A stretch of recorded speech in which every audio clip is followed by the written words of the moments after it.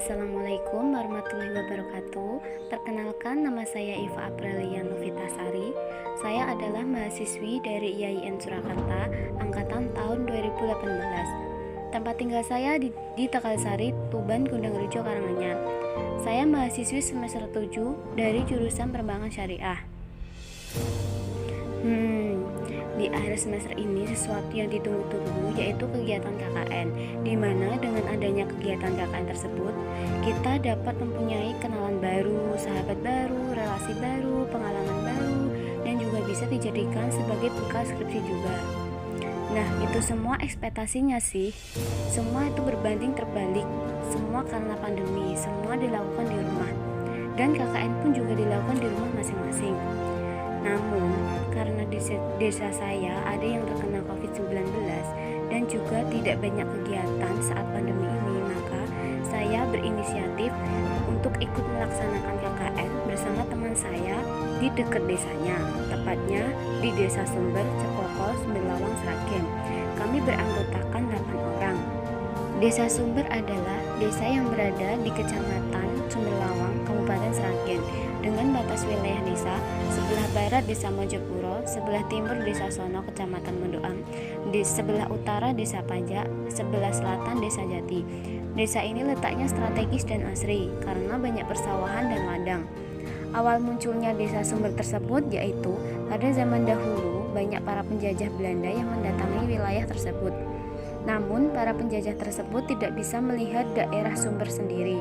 Hal tersebut karena adanya sendang atau sumber mata air yang dapat melindungi daerah tersebut. Itulah awal mula yang menjadikan daerah ini dinamakan Desa Sumber atau sumber mata air. Pada zaman dahulu, Desa Sumber juga terdapat 3 sendang yang merupakan satu-satunya sumber masyarakat tersebut. 3 sendang tersebut diantaranya Sendang Jeti, Sendang Buto, dan Sendang Jonto, di mana banyak masyarakat sampai sekarang banyak yang mempercayai bahwa sendang tersebut dapat menyembuhkan berbagai penyakit. Dan masyarakat juga mempercayai bahwa jika ada seseorang yang ingin menikah, maka harus dibawa ke sendang terlebih dahulu.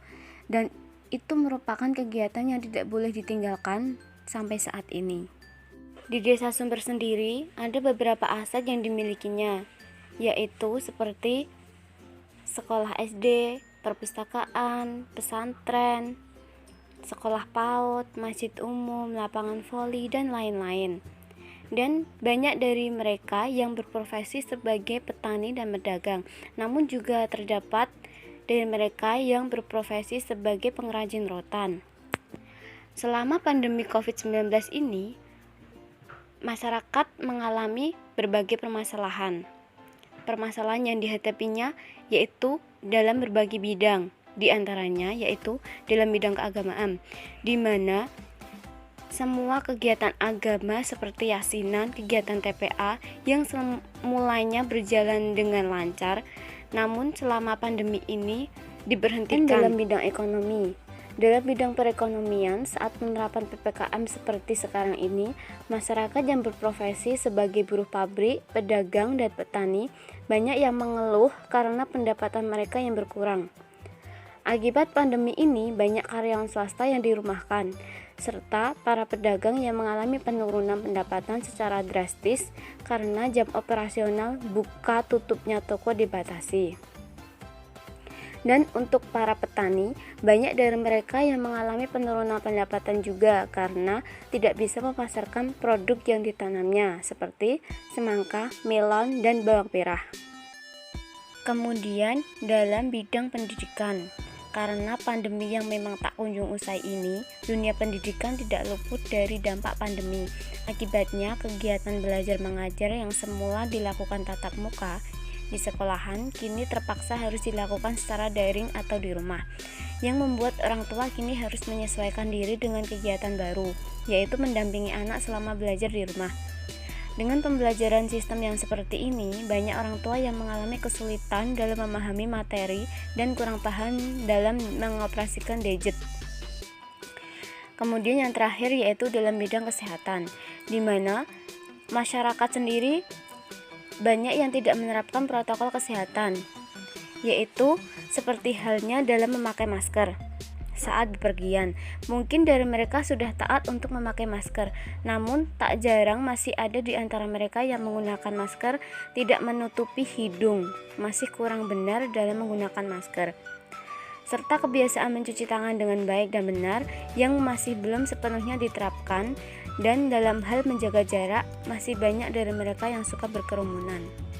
Untuk selanjutnya, saya mengundang beberapa perwakilan tokoh masyarakat dan perwakilan muda-mudi Karang Taruna untuk membuat kelompok inti yang nantinya bertujuan untuk membantu pelaksanaan program kerja yang sudah saya rencanakan.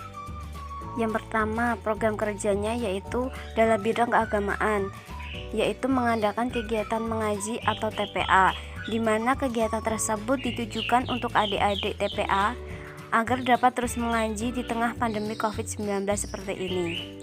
Kami memberi semangat yang tinggi bagi anak-anak agar terus belajar mengaji walaupun di tengah pandemi COVID-19 seperti ini. Kemudian, belajar mengaji ini juga dilakukan dengan menerapkan protokol kesehatan. Untuk selanjutnya yaitu bersih-bersih masjid setiap malam Jumat. Kegiatan tersebut bertujuan agar masjid selalu bersih untuk pelaksanaan sholat berjamaah. Untuk program kerja yang kedua yaitu dalam bidang pendidikan, di mana dalam bidang pendidikan tersebut kami mengadakan bimbel atau bimbingan belajar bagi adik-adik. Kami memberikan ilmu kepada adik tersebut dan memberikan semangat kepada mereka. Walaupun belajar di tengah pandemi COVID-19 ini, mereka harus selalu semangat dalam belajar karena menuntut ilmu itu tidak ada batasnya. Kemudian kami juga membuka open donasi buku, di mana nantinya buku tersebut kami serahkan kepada masyarakat Desa Cepoko. Kami membuka donasi tersebut berupa buku ataupun uang.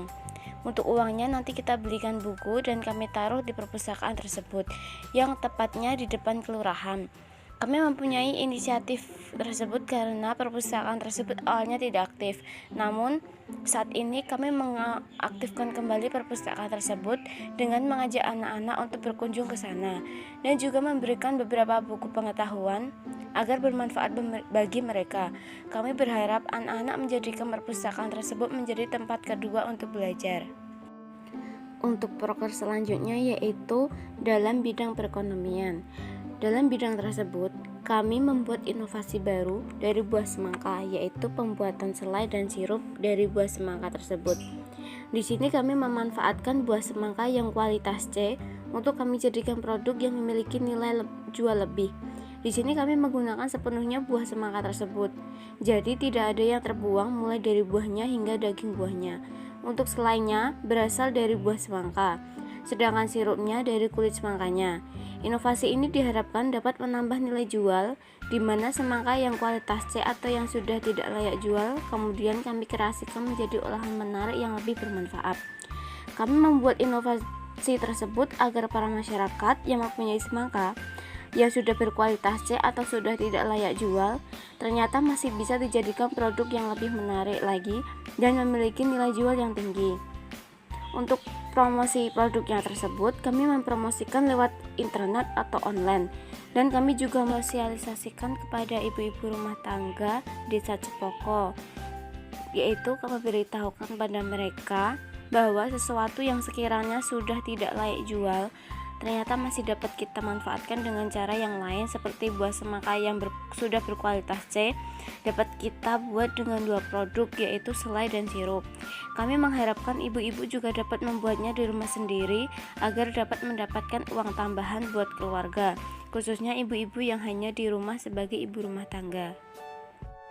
Untuk program kerja yang terakhir yaitu dalam bidang kesehatan. Dalam bidang kesehatan, kami mempunyai banyak kegiatan. Yang pertama yaitu membagikan masker dan hand sanitizer kepada masyarakat. Kami membagikan tersebut dengan tujuan agar warga masyarakat saat keluar rumah selalu memakai masker tersebut. Untuk yang ketiga yaitu menyebarkan poster terkait dengan protokol kesehatan. Kami memasang poster di tempat umum dan di pinggir jalan karena agar masyarakat umum dapat membacanya dan juga menerapkannya. Kegiatan yang keempat yaitu penyemprotan disinfektan di sekitar rumah warga. Kegiatan tersebut dilakukan karena untuk pencegahan COVID-19. Kegiatan tersebut dilakukan bersama pemuda Karang Taruna. Kemudian yang kelima yaitu menanam tanaman herbal atau tanaman obat-obatan. Tujuan kami menanam tanaman tersebut karena tanaman itu banyak khasiatnya dan juga untuk pencegahan virus COVID-19. Tanaman yang kami tanam yaitu berupa serai, jeruk nipis, jahe, lengkuas, lidah buaya, kunyit, dan lain-lain. Dan penanamannya menggunakan polybag. Kemudian setelah penanamannya tersebut selesai, kami bagikan tanaman tersebut kepada masyarakat Dusun Sumber agar bermanfaat bagi mereka. Untuk kegiatan yang keenam yaitu mengajarkan anak-anak cara mencuci tangan dengan baik dan benar. Nah, untuk kegiatan yang terakhir yaitu kami membuat tempat jimpitan dari gelas plastik dan kemudian dilapisi stiker. Kami meminta bantuan para pemuda untuk memasang tempat jimpitan tersebut di setiap rumah warga. Tujuan kami membuat tempat jimpitan tersebut agar para warga dapat memberikan sedikit uangnya untuk jimpitan. Karena selama ini ada beberapa warga yang tidak memasang tempat jimpitan dan juga tidak memberikan uang untuk jimpitan. Terima kasih Kelurahan Cepoko dan Media KKN Kesodharma YIN Surakarta kelompok 195 tahun 2021 KKN versi COVID-19. Wassalamualaikum warahmatullahi wabarakatuh. Dadah.